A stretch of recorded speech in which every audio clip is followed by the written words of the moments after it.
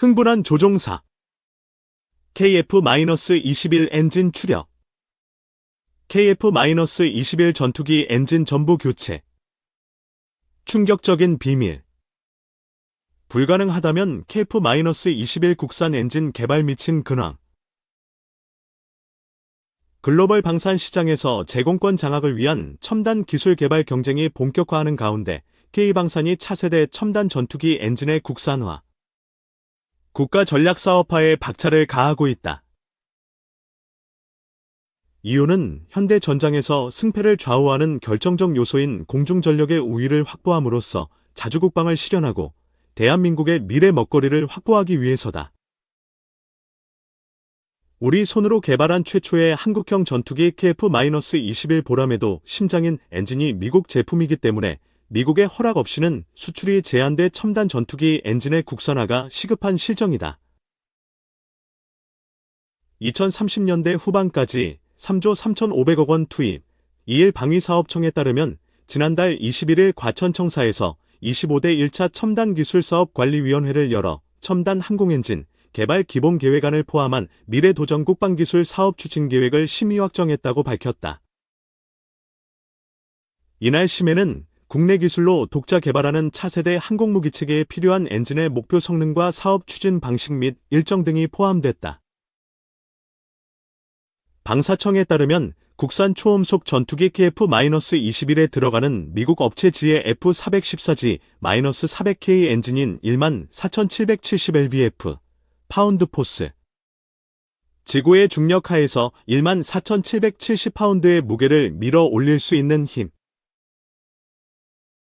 보다 뛰어난 16,000lbf급 성능의 첨단 항공엔진 개발을 목표로 추진한다. 이는 지난 2023년부터 약 1년간 국방과학연구소를 주관으로 수행한 개념연구와 2024년 미래도전 국방기술 기획연구를 통해 민간군 전문가들이 함께 논의하고 분석한 로드맵으로 전해졌다. 방사청은 미래전장의 기술적 주도권 확보를 위해 미래도전 국방기술 사업을 적극적으로 지원할 것이라며 향후 K방산의 글로벌 경쟁력 강화로 이어질 것이라고 강조했다.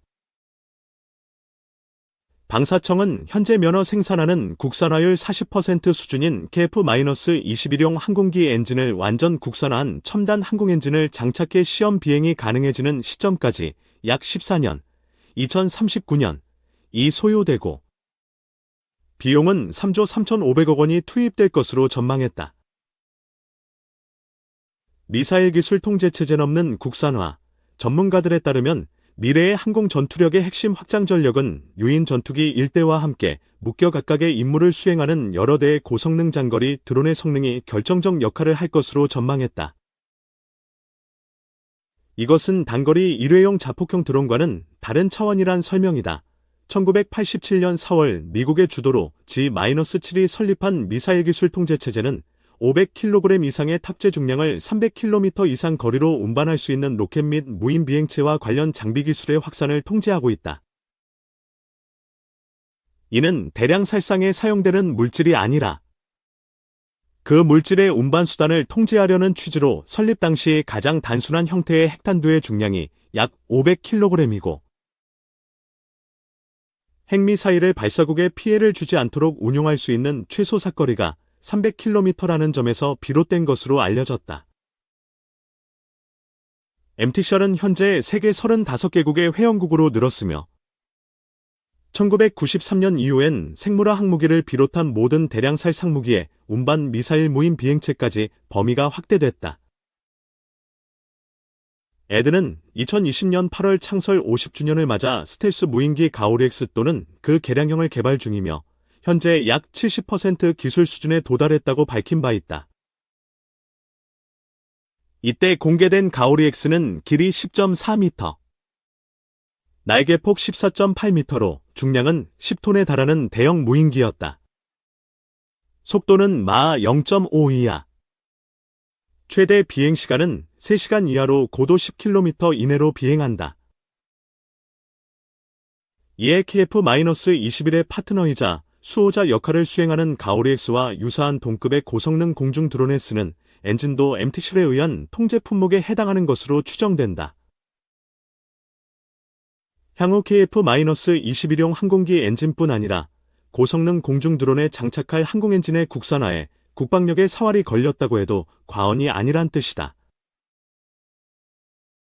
우리가 고성능 무인 비행체를 제때 제대로 개발하지 못하면 북중러가 고급 공중 드론을 찍어내기 시작할 때 대항할 수단이 없어 군사적 무력화가 가중될 우려마저 제기된다. 자주국방 핵심 전투기고 성능 무인기용 엔진 이같이 향후 미래 항공전에서 유무인 복합을 갖추지 못하면 전투기의 생존 가능성은 현저히 떨어질 것으로 예측된다. KF-21은 2032년까지 120대 양산을 목표로 하고 있다. 여기에 유무인 복합체계 적용 시 1대2 혹은 1대4 정도가 적용될 전망이다. 우선 최소 240대에서 최대 480대까지 고성능 무인 비행체가 필요하다는 계산이 나온다. 해당 수량은 무인 비행체용 항공기 엔진과 중요 핵심 구성품을 국산화해도 경제성에 문제가 없을 것이라는 게 방사청 측 입장이다.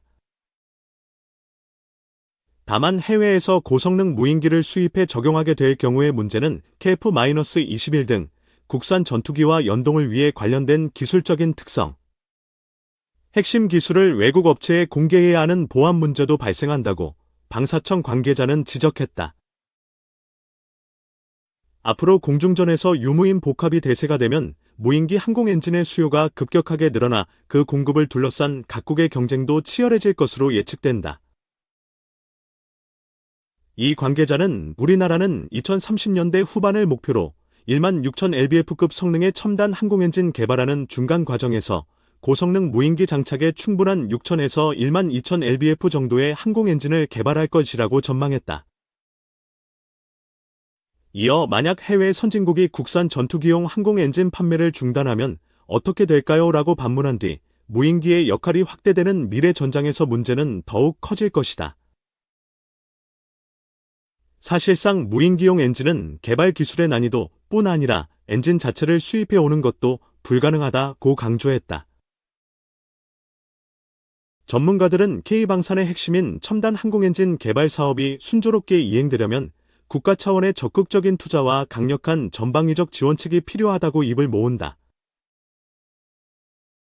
반길주 국립외교원 교수는 고도화하는 북핵 위협 상세를 위해 한미일 미사일 경보 정보의 강도와 템포를 높이는 조치도 필요하다하며 외교와 국방이 고강도로 연계되도록 힘을 합치는 것이 중요하다고 제언했다. 여론보니 자체 핵무장보다 미 해구산 지지 북핵 고도화로 인해 자체 핵무장 요구가 거세지고 있지만 여전히 미국의 확장 억제, 해구산을 더 바람직한 대책으로 선호한다는 여론조사 결과가 나왔다. 한국국방연구원이 최근 공개한 확장 억제 및 독자 핵무장에 대한 국민 인식 보고서에 따르면 현재의 한반도 안보 상황과 북한의 핵 위협에 대해 한국이 어떤 선택을 해야 하는지에 대해 확장 억제 강화 41.2%, 라는 응답이 가장 많았다. 독자적 핵무기 개발이란 응답은 39.0%였고 이어 현상 유지 12.8%, 와 잘 모르겠다 7.0% 순이었다. 지난해 1에서 11월 매월 조사에서 독자적 핵무기 개발 응답이 우위를 차지한 것은 석 달에 그쳐 대체로 확장 억제에 대한 선호도가 높았다. 보고서는 기존의 단순히 찬반을 확인하는 설문들에서 한국의 독자적 핵무장의 지지 여론이 높게 나타났던 결과들과 뚜렷한 차이점이 식별됐다고 분석했다. 독자적 핵무장에 대한 찬성 여론은 최종현 악수론 2023년 76.6%, 예아이 동아시아 연구원 2024년 71.4%, 아산정책연구원 2024년 70.9% 등으로 조사된 바 있다.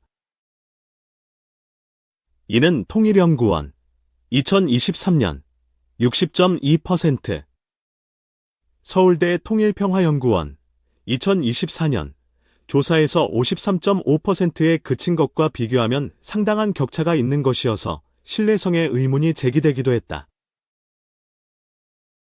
이와 관련 독자 핵무장 추진에 따른 경제 제재나 한미동맹 파기 등의 위험성을 설문에 함께 제시한다면 찬성률이 급락할 것이란 지적이 제기되어 왔다.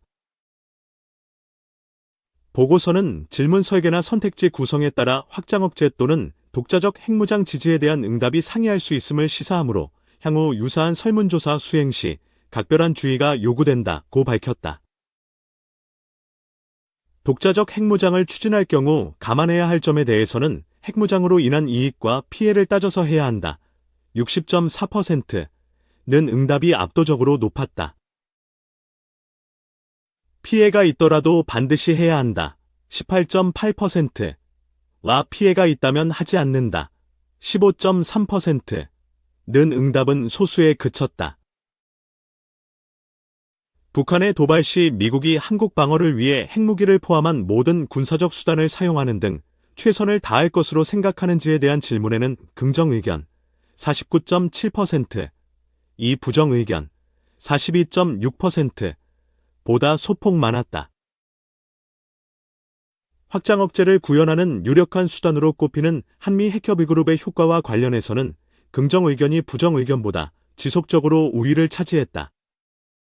지난해 11월에는 긍정 의견이 48.7%로 부정 의견 34.6%보다 14%포인트 이상 많았다. 이 설문조사 95% 신뢰 수준 3.1%P는 한국국방연구원 안보전략연구센터가 전국의 만 18세 이상 일반 국민 1,000명을 대상으로 지난해 1에서 11월까지 시행한 것이다.